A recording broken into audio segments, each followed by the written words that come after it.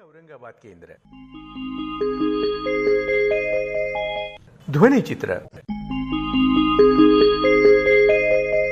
आजच्या ध्वनिचित्रात स्वच्छता ही सेवा अभियान आणि भारतीय टूर ऑपरेटर संघटनेच्या परिषदेत मान्यवरांनी व्यक्त केलेले विचार आपण ऐकणार आहोत.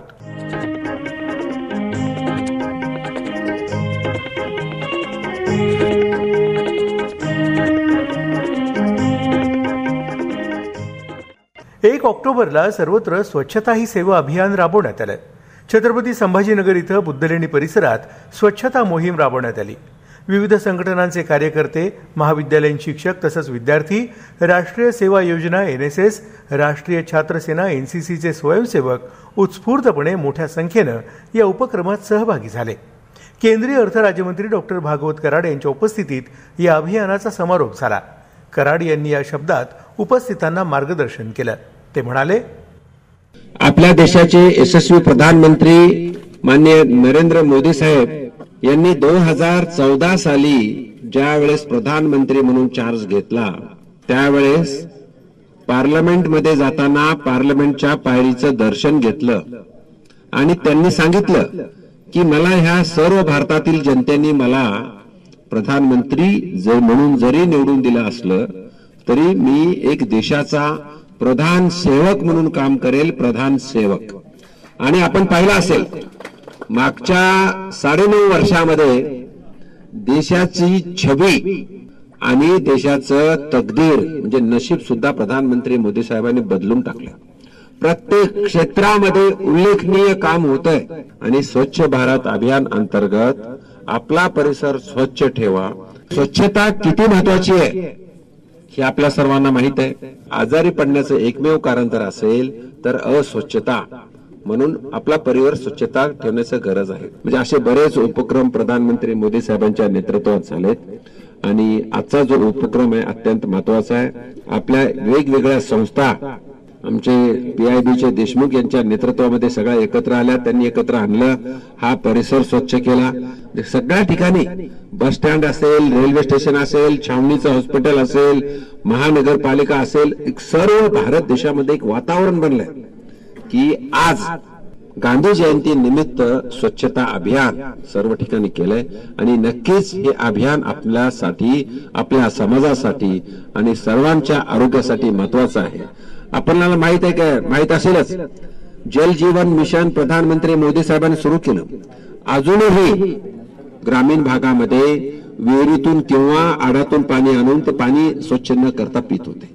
पण मोदी साहेबांनी त्याला जवळजवळ हजारो कोटी रुपये दिले आणि त्याच्या माध्यमातून चांगलं फिल्टर केलेलं पाणी कसं जनतेला मिळेल त्यासाठी सुद्धा जल जीवन मिशन केलं. तर अशा बऱ्याच गोष्टी चांगल्या होत आहेत.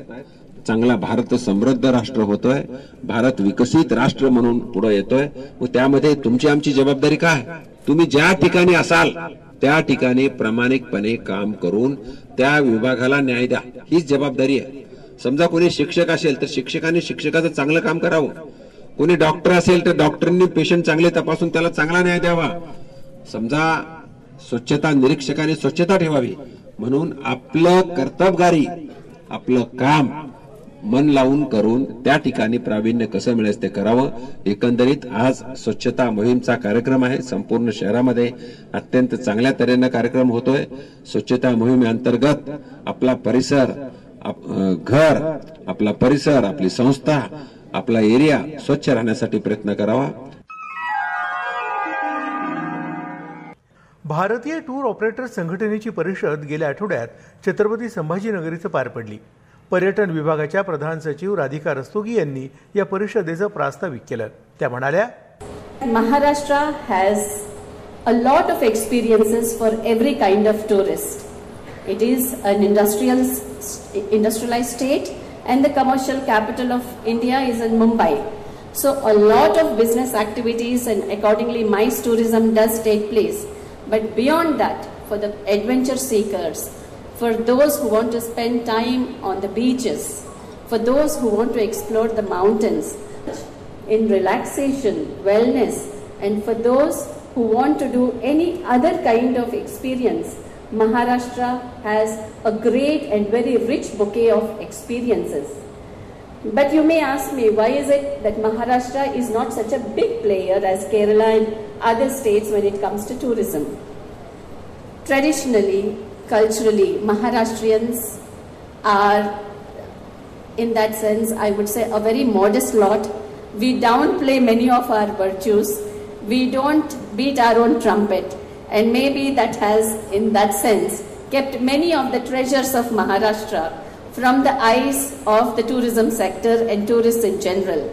But tomorrow when we make the presentation for the state of Maharashtra, we will show you and showcase a whole numerous world of experiences and rich variety of, you can say, geological formations, forts and other experiences, so that you can have a feel of it, and it is up to you to take it to the last tourist in the country and in the world. विधान परिषदेतले विरोधी पक्षनेते अंबादास दानवे यांच्या हस्ते परिषदेचं उद्घाटन झालं. आपल्या उद्घाटनपर भाषणात दानवे म्हणाले, ये जो कॉन्फ्रेंस होती है राज्य की राजधानी में होती ज्यादातर, लेकिन हम खुशनसीब है टूरिज्म की राजधानी है. मुंबई से देखा जाए तो छोटा शहर है, लेकिन यहाँ आइटो की कॉन्फ्रेंस हो रही है, इसलिए मैं आइटो का भी आभार मानता हूं सब में पहले. छत्रपति संभाजीनगर एक बड़ा ऐतिहासिक शहर है, ऐतिहासिक जिला है, इसको एक धरोहर है ऐतिहासिक. इस शहर, इस जिले के चारों ओर देखे जाए तो अलग अलग ऐतिहासिक, सांस्कृतिक, धार्मिक स्थलों का भंडार है. जो प्रतिष्ठान है अपना हिंदुस्तान का जो इतिहास है, जिसको सातवाहन राजा, जिसको शक जो बोलते हैं हम, शक करता जो है सातवाहन, वो भी पैठण में, नगरी भी इस संभाजीनगर में ही है. छत्रपति संभाजीनगर जो छत्रपति शिवाजी महाराज के पुत्र छत्रपति जो दूसरे छत्रपति है, शिवाजी महाराज के बाद वो छत्रपति संभाजी महाराज के नाम से शहर का नाम अब छत्रपति संभाजीनगर हुआ है. इस कॉन्फ्रेंस के माध्यम से हम समझते हैं कि संभाजीनगर में जिस प्रकार टूरिस्ट पहले आते थे, 4-4 दिन 5-5 दिन रहते थे, वो 4-4 दिन 5-5 दिन रहना चाहिए. उतना इतना इंफ्रास्ट्रक्चर यहाँ है, लेकिन जिस प्रकार मार्केटिंग हमारे शहर का होना चाहिए था, वो हम भी करने में नाकामयाब रहे. इसलिए आइटो के माध्यम से हम समझते हैं कि हमारे शहर को इस आइटो के कॉन्फ्रेंस का बहुत बड़ा फायदा आने वाले समय में होने वाला है. और जब आप जाके आएंगे तब आपके पास भी जो टूरिस्ट आते हैं आपको पूछते हैं कि हिंदुस्तान में कहाँ घूमना है, महाराष्ट्र में कहाँ घूमना है, तो आपने पहला नाम छत्रपति संभाजीनगर का वो टूरिस्ट को सजेस्ट करना चाहिए. ये भी मेरे आपकी तरफ से विनंती है. पहले यहाँ संभाजीनगर उदयपुर जेट की एयरवेज की विमान आती थी, प्लेन आती थी. उड़ान योजना के तहत ये फ्लाइट चालू थी. दिल्ली, उदयपुर, संभाजीनगर, मुंबई, ये एकदम अच्छा रूट था. लेकिन उदयपुर का फ्लाइट जब से कैंसिल हुई है, जब से इसमें बड़ी रुकावट आई. इसलिए मैं आइटो से भी और वर्मा जी से भी डिमांड करूंगा, सब में पहले हमारा ये संभाजीनगर उड़ान योजना में आना चाहिए. शिरडी जैसा हमारे बाजू का एक शहर उड़ान में आता है, लेकिन हमारा संभाजीनगर नहीं आता है. इसलिए उड़ान योजना में यह रूट आना चाहिए, ये मेरे आपसे विनंती है. इस मंच के माध्यम से मैं आपको और केंद्र और राज्य के शासन को अपील करता हूं कि छत्रपति संभाजीनगर एयरपोर्ट का समावेश उड़ान योजना में करे और छत्रपति संभाजीनगर एयरपोर्ट को पोर्ट ऑफ कॉल का दर्जा दिया जाए.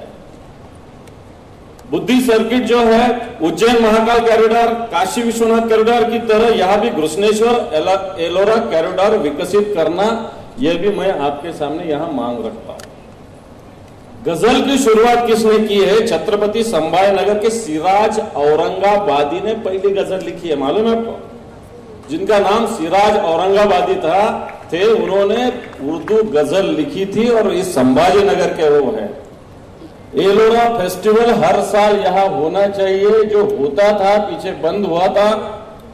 एलोरा फेस्टिवल में बहुत सारे इंटरनेशनल टूरिस्ट यहाँ आते हैं. जब ये ऐसा फेस्टिवल होता है तो ये ऑपरेटर भी उनको यहाँ भेजते हैं. हर साल जो एलोरा फेस्टिवल यहाँ होता था वो पिछले साल अभी हुआ G20 की वजह से, लेकिन आने वाले हर साल भी ये एलोरा फेस्टिवल यहाँ होना चाहिए. महाराष्ट्र सरकार से मैं तो गिरीश जी से बात किया है, आपको भी विनंती करता हूं कि एलोरा फेस्टिवल भी रूटीन में यहाँ होना चाहिए. मुझे परखना होता मेरे पास चले आना, मुझे परखना हो तो मेरे पास चला आना, यानी हमारे संभाजीनगर के पास चले आना. ये यहाँ वहां की खबरें तुम्हें गुमराह कर देगी, इसलिए आप गुमराह मत हो। संभाजीनगर से ज्यादा लोग आए, इसके लिए आप भी प्रयत्न करेंगे। छत्रपती संभाजीनगर जिल्ह्याचे पालकमंत्री संदीपान भुमरे कार्यक्रमाच्या अध्यक्षस्थानी होते. त्यांनी या शब्दात कार्यक्रमाचा अध्यक्षीय समारोप केला. आयटोच्या या परिषदेमुळे नक्कीच छत्रपती संभाजीनगर शहराचा, जिल्ह्याच्या लगतच्या जिल्ह्यांचा पर्यटन विकास होऊन पर्यटकांना चालना मिळेल याची मला खात्री आहे. हा जिल्हा पर्यटनाची राजधानी म्हणून शासनाने 2015 मध्ये जाहीर केला आहे. छत्रपती संभाजीनगर जिल्ह्याला वेरूळ व अजिंठा ही 2 जागतिक वारसा स्थळे लाभली आहेत. छत्रपती संभाजीनगर शहरातील जिल्ह्यातील मनोहारी पर्यटन स्थळे आहेत. या पर्यटन परिषदेमुळे पर्यटन क्षेत्राच्या आणि स्थानिकांच्या व्यवसायात नक्कीच वाढ होईल यात शंका नाही. सोबतच व्यापार, उद्योग, रोजगार निर्मिती यामध्ये मोठ्या प्रमाणात वाढ होण्यासाठी या परिषदेची छत्रपती संभाजीनगरला मदत होणार आहे. पर्यटकांना छत्रपती संभाजीनगर जिल्ह्यातील पर्यटन स्थळाची माहिती व्हावी म्हणून महाराष्ट्र पर्यटन विभागाने रेल्वे स्टेशन, कलाग्राम, विमानतळ या ठिकाणी माहिती केंद्रे सुरू केली आहेत. तसेच पर्यटन विभागाने पर्यटनाबाबत अद्ययावत वेबसाईट सुरू केली असून महाराष्ट्र पर्यटन विभाग छत्रपती संभाजीनगर जिल्ह्याच्या पर्यटनाची प्रसिद्धी देशातील अनेक राज्यांमध्ये रोड शोच्या माध्यमातून करत आहे. छत्रपती संभाजीनगर शहर व जिल्ह्यात पर्यटन स्थळांना भेटी देण्यासाठी देशातील सर्व राज्यातून तसेच विदेशातून पर्यटक येतात. या पर्यटकांना त्यांच्या भाषेत पर्यटन स्थळाची माहिती व्हावी म्हणून महाराष्ट्र पर्यटन विभागाने जपानी, पोर्तुगीज, स्पॅनिश, इंग्रजी व हिंदी भाषेत माहिती पत्रके तयार केली आहे. औद्योगिक नगरी म्हणून ओळखल्या जाणाऱ्या आपल्या शहराचा, जिल्ह्याचा विकास या पर्यटन परिषदेमुळे होईल असे मला वाटते. वंदे भारत मुंबई ते नांदेड सुरू करण्यात यावी याच्यासाठी आम्ही सगळे मिळून आपण प्रयत्न करू. 2016 पासून वेरूळ महोत्सव हा बंद होता, पण अजिंठा वेरूळ महोत्सव हा सुरू झाला आणि ह्यावेळेस त्याचं सुद्धा नियोजन आपण अगोदर करू आणि आपल्याला जे जे काही प्रोग्राम ठेवायचे असतील ते प्रोग्राम ठेवण्यासाठी निधी आपल्याला निश्चितच पर्यटन खात्यामार्फत आपल्याला मिळेल. 3 दिवसाचा महोत्सव एक चांगल्या पद्धतीनं आपण ठेवू एवढं आजच्या प्रसंगी मी सांगतो. मला अभिमान आहे की G20चे सुद्धा 3 दिवस या जिल्ह्यामध्ये परिषद झाली. त्याचा सुद्धा फायदा या जिल्ह्याला, शहराला झाल्याशिवाय राहणार नाही.